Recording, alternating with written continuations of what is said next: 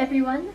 So this is my goals page for 2020 and this is my bullet journal, which I am starting fresh because I've tried to use bullet journals in the past but they haven't really worked, and I think it was because I wasn't watching videos and getting a bit of tips and tricks about how to actually use them. So this bullet journal goal setting method follows the 54321 method that is listed in the bullet journal book, which I haven't read, but I did watch a couple videos on some people who've done this method before. Obviously it has to go 54321, but I kind of changed it up a bit. If one goes first, or say 1 hour, the first hour, then I just start with one at the top.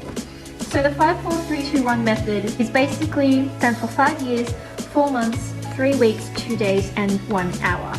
And so basically, number one are the goals that you start with and you can put into action fairly quickly. Obviously, when you get down to 5 years, those are the long-term goals and you basically have multiple steps in order to get there. So one of my favorite YouTubers also split it into personal and professional goals. She split her professional goals into 2 again because she had YouTube and a job. For me, I just wanted to leave it as professional on one side. For me, it incorporates studying and work and YouTube. So basically this layout was pretty simple. I kind of just did my own little spin on it and I kept it fairly minimal. I just put a sticker on the next page, make things look pretty. And basically through this video we're gonna see what goals I have for 2020.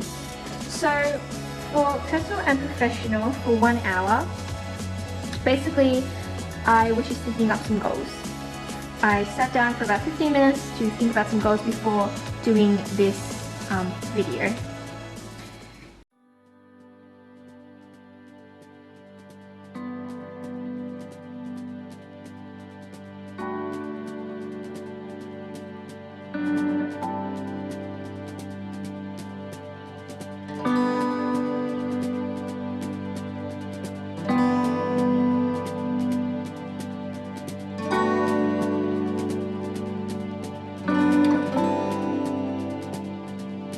Keep in mind that the goals don't have to be equal in how many you write in each category. So for me, I feel like the longer term goals will be a lot more detailed and a lot more plentiful than my 1, 2, and 3 goals.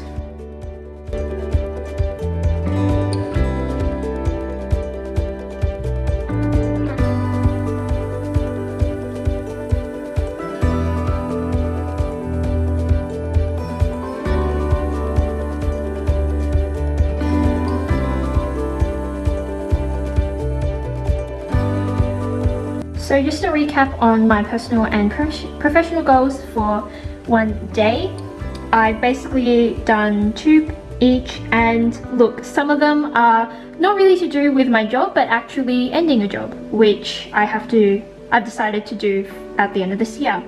All I gotta do is I need to find the courage to actually write the resignation email. So that's one day done. Obviously the hard thing about making goals for the first day is sometimes they can turn into tasks. So what are the difference between a goal and a task? Well, goals are more visionary, they're long term, they work towards something, and I think tasks are just to-do list sort of tasks. So I have a lot of tasks to do in the first day, but these 4 things are little mini steps towards achieving my perfect life or what I see myself doing in a year or 2 and working towards something bigger. So now I'll move on to personal and professional for 2 weeks.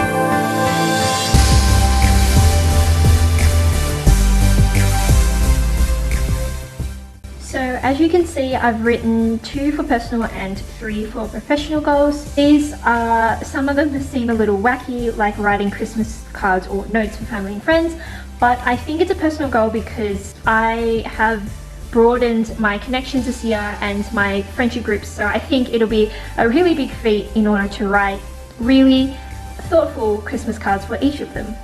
So I also wrote stuff like make a Gansett study plan and reach 100 YouTube subscribers. Note to anyone watching this, you can help me reach one of my goals by subscribing to my channel. I would really appreciate it. Also, if you're wondering, this is a Tyco pen and it was given to me by a friend for my 20th birthday, and look, it's got a squishy croissant. I just love it. It smells really sweet as well, kind of like butter, not like a croissant, kind of like butter. And I'm just obsessed with this pen. So moving on to 3 months. So I might also add these goals for 2020. They're kind of being set at the start of 2020 in terms of when I'm thinking about starting them. But basically, of course, you know, we have 1 day, 2 weeks, etc. that can be done now. I may start on them now, but my thought process is as if this was being written on the 1st of January of 2020.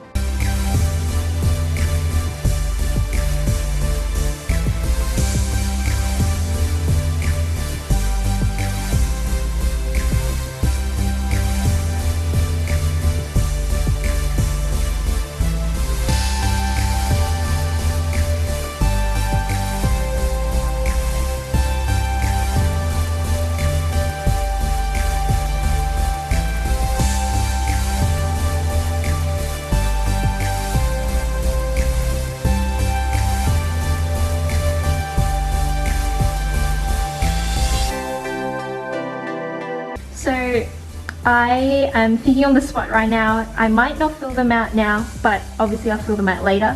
So for the 5 years part, so for 3, 4 and 5, I'm not going to finish it now because I think they require a lot more thinking, and especially for my 5-year goals, some of them are quite close to the heart and a little bit more personal than what I like to share. So I hope this kind of gives you an idea of how I'm setting up my goals for 2020.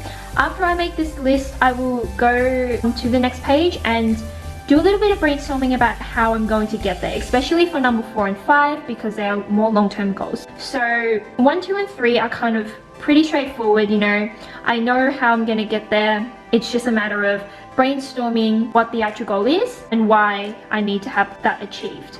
I think goals, there's a fine balance in between making the goals and dreaming big, but also making too many goals. I think some people get a little tied up between just writing down as many goals as they can and then getting a little bit overwhelmed with what they have to do in order to achieve all of them. I think prioritizing and linking it to your personal values is really important when you're goal setting. If you write down a goal and it doesn't link into what your perfect life looks like or what you value, then I suggest take it out because there are plenty more goals out there that can help you attain your dream life.